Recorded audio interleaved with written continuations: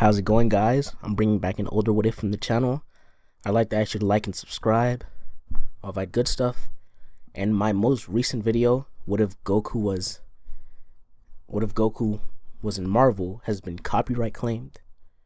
It's because of the Dragon Ball Z footage I put in there, but I'm not going to change it right now because honestly I couldn't care less, and I also kind of deleted the footage from my laptop, so I can't really do much about it, and I'm not going to take it down at this point.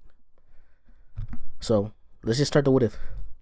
We start this what if off with the Straw Hats arriving inside a town inside Alabasta, with Luffy and the others making contact with Ace.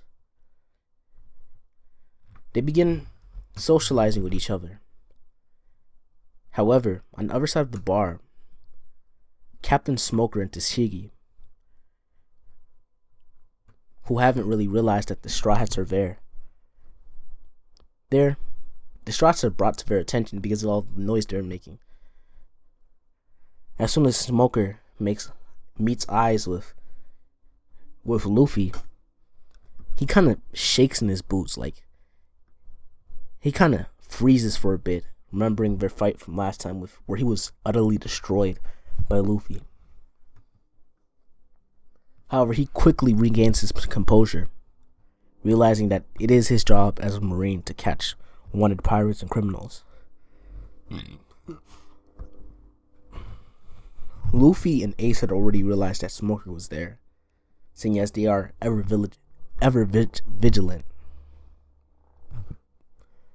and just waiting for him to make a move, but he didn't seem to do anything. Smoker throws his Sea Prison Stone lance, which is quickly grabbed by Zoro, seeing as he was the first one to come in contact with it. Smoker comes, gripping it from Zoro's grasp and lunging it towards Luffy. That's when Tashigi grabs her sword and thrusts it towards Zoro, with Zoro blocking its blade. Luffy tells Smoker that if he remembers the beating he gave him last time, this makes Smoker snarl and come at Luffy more ferociously. He's pushing his devil fruit to the absolute limits, trying to dodge Luffy's, to manifest around Luffy's fist in his smoke form. He's able to hold Luffy off without causing any real damage up to this point. However, it doesn't last for long, with Luffy quickly outmaneuvering him, kicking him in the back and sending him onto the ground. Ace is just sitting there having a drink at this point, realizing how capable his brother is. So he decides to enjoy his meal, while the rest of the Straw Hats are on edge. This is when Marines begin storming the bar. Upon seeing Luffy, they open fire, with none of these actually being able to hit Luffy or his crew, and they hightail their way out of there, along with Vivi. Smoker at this point is absolutely livid, seeing as this is his second loss to Luffy, which just burns rage deep inside his soul at this point. Tashigi was also defeated by Zoro, who she realized didn't take him seriously when he only drawed one of his blades, and she was still defeated. After making their escape, they run through the town and arrive at Rain Base, or Rain Jitters. Okay, guys, let's make it back to when they first arrived on shore.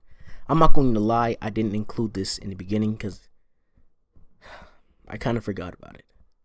Okay, I've had this video in my mind for a while, but I kind of forgot about it. So let's begin. When the Straw Hats first arrived, they ran into the Kung Fu Dugan, with Usopp getting beat up and Luffy dominating them as well. And then they crossed they crossed the desert. They don't get their supplies stolen, seeing as Luffy was able to sense with his observation haki that the birds weren't really injured that stole their supplies in the original. And when they arrived at the former oasis, Luffy actually felt the water inside the ground with his observation haki, helping the old man dig. And he stopped digging right as he was at the point of where the water would be, leaving the exploration for the old man around a couple hours after they left. And this is what brings us back to the current day. The Straw Hats are at Crocodile's casino. They're given VIP access. I'm gonna say that the Straw Hats are still caught. Smoker's caught as well. Smoker this time he's actually unreasonable inside this point, seeing as how angry Luffy makes him a criminal that he cannot catch. He tries to start a fight with Luffy inside the cage, but he's quickly incapacitated. Crocodile gives his entire speech with Luffy sending fists at the bars, barely able to scratch them, seeing as they are made of Super Prism Stone. This is when the Banana Dials make their way through, with Luffy using Conqueror's Haki to knock out all of the Banana Dials. Mr. 3 is able to make his way out of the stomach, forming a key, letting them out, with Luffy pulling the unconscious Smoker out of the sinking ring base and taking him to the top and laying him down on the ground so he doesn't drown to death, seeing as he is a Devil Fruit user. Luffy then makes his way charging toward Crocodile into the desert, with them actually having a standoff.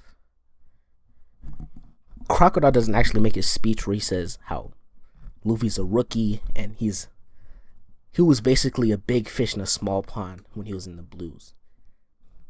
However, he doesn't make that speech, seeing how capable he realizes that Luffy is, and the two of them actually fight, with it being much more even than in the original, where Luffy was impaled and left for dead. Luffy actually holds his own against Crocodile and even begins overpowering him for a bit. However, Crocodile soon locates some quicksand and uses it to trap Luffy and make his way away from the location. Luffy is trapped. The crew begin to move without him, given his orders for them to arrive in the capital as soon as he left. To make their way for the capital as soon as he left. They believe in Luffy's strength, so there isn't really a reason for them to be worried at this point. Nico Robin comes out and actually helps Luffy out of the stand. He wasn't in too big of danger, but it was kind of a sticky situation. He thanks Robin, kind of curious why she did this because they are enemies at this point. Robin just laughs and leaves, and Luffy actually helps out the injured Pell, taking him to the capital with him, not really realizing who he is. And an unconscious Pell, seeing as he was injured by Nico Robin, as well as Luffy, make their way toward the capital. That's the end of this part. First, I'd like to ask you to like and subscribe. Thank you.